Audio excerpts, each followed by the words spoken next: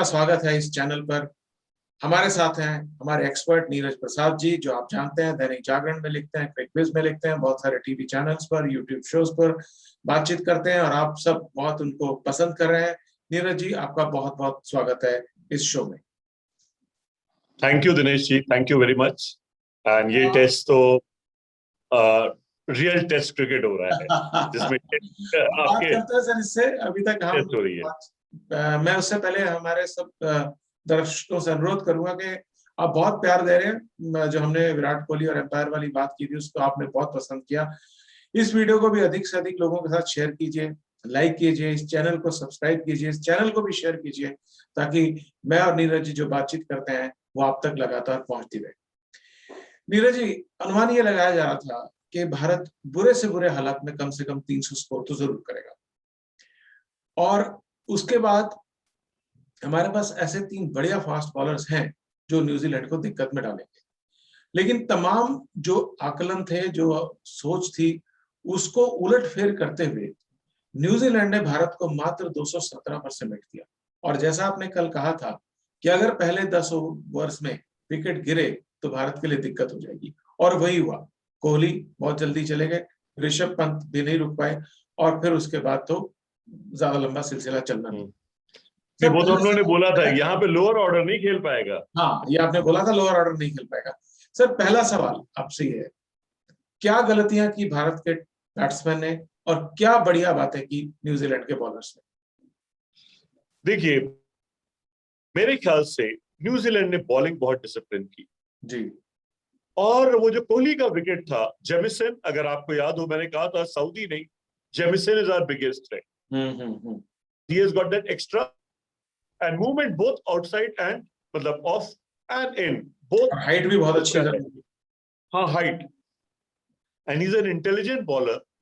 तो अब उसने वो जो कोहली का विकेट लिया, रहाणे को लगा कि अब मैं अटैक करूं। ऋषभ के लिए हम लोग डर ही रहे थे कि ये पिच उसके लायक नहीं है, यू नो, क्योंकि वो आगे बढ़ के जो मारता है वो यहाँ पे मार नहीं सकता था। ठीक है, और उन्होंने रूम नहीं दिया उसको कट करने के लिए। फिर एक बॉल रूम में मिली, जब रूम मिला तो वो रेड चेरी की तरह उसने कैच दे दिया। जी, बिल्कुल बिल्कुल। आई थिंक ऋषभ पंत ने it was a very bad shot selection. ऐसा नहीं है कि ऋषभ पंत के पास वो टेक्निक नहीं है, अगर वो रुकते तो शायद तस्वीर अलग होती। नहीं, मैं मानता हूं कि ऋषभ पंत के पास जो बॉल है वो ड्राइव करता है। यहाँ पे ड्राइव वाली बॉल है नहीं, अदरवाइज वो कट पुल करते हैं।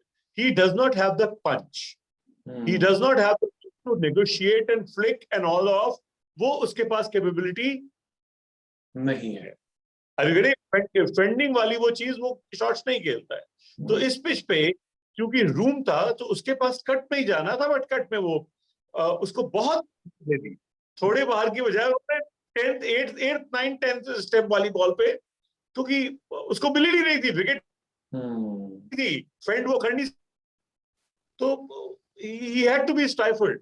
न्यूजीलैंड ने बहुत अच्छा होमवर्क किया कैसे बॉलिंग करनी है। अच्छा सर, अब न्यूजीलैंड ने वगैरह आपने बोला था, न्यूजीलैंड का आपने अपना काम कर दिया। आपने जडेजा के लिए बोला था नहीं खेल पाएंगे, अश्विन नहीं खेल पाएंगे, बिल्कुल सही। अजिंक्य रहाणे ने अटैक करने के चक्कर में विकेट दे दिया।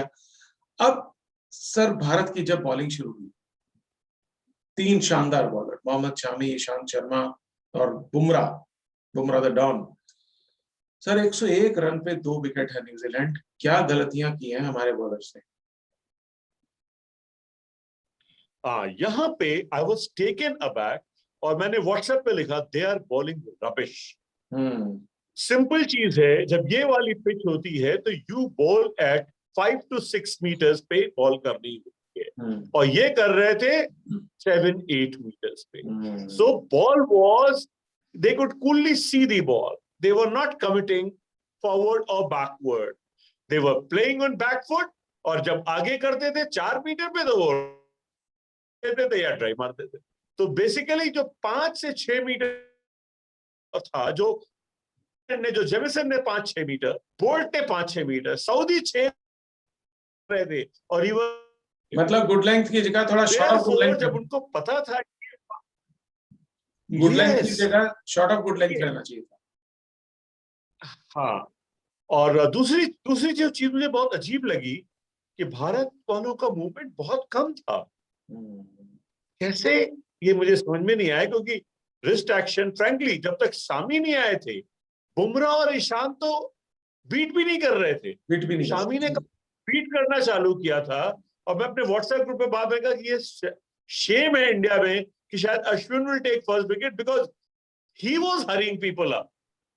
और अश्विन की बॉल अभी से घूम रही है, अगर इंडिया के पास 150 का भी टारगेट हो गया तो भारत मैच में है। लेकिन सर अब आज का सवाल है, 101 पे 2 कोशिश भारत की होनी चाहिए कि जल्दी से जल्दी आउट कर दे। लीड ना दें वो तो बहुत बढ़िया है, अगर दें भी तो बहुत थोड़ी दें। अब ये बचे हुए 8 विकेट निकालने की स्ट्रैटेजी क्या करनी चाहिए विराट कोहली एंड टीम को?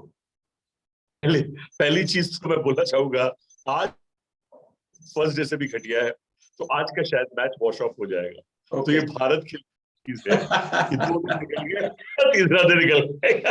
हाँ, सबसे बड़ी बात तो वेदर प्रेडिक्शन की है कि वेदर प्रेडिक्शन शायद आज वॉश आउट हो सकता है। सही कह रहे हैं आप। हाँ, बट अब देखिए, सबसे पहले जो अभी मैंने बोला पिच, और पिच में जो दूसरी चीज है कि उनको पिचिंग 5 से 6 मीटर में करनी।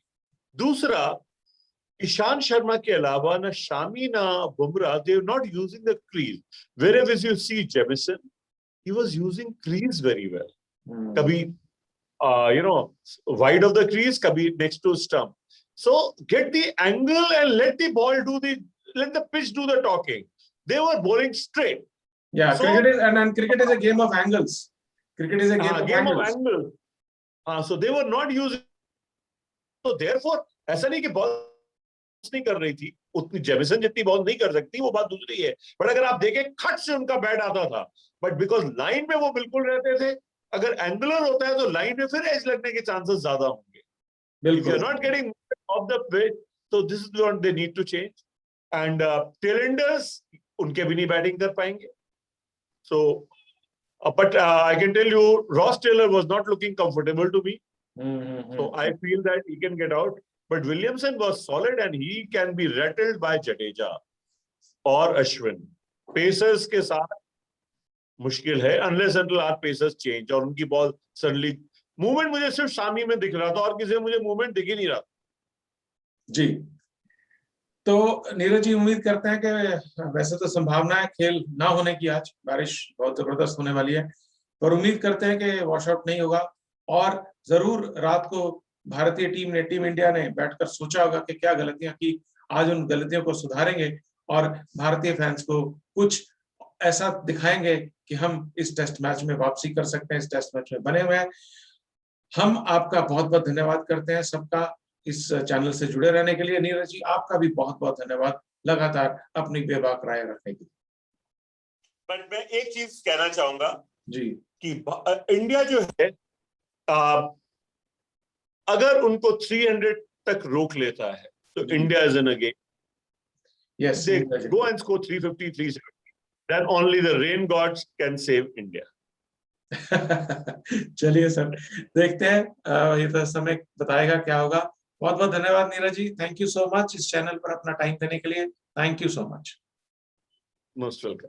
Thank you.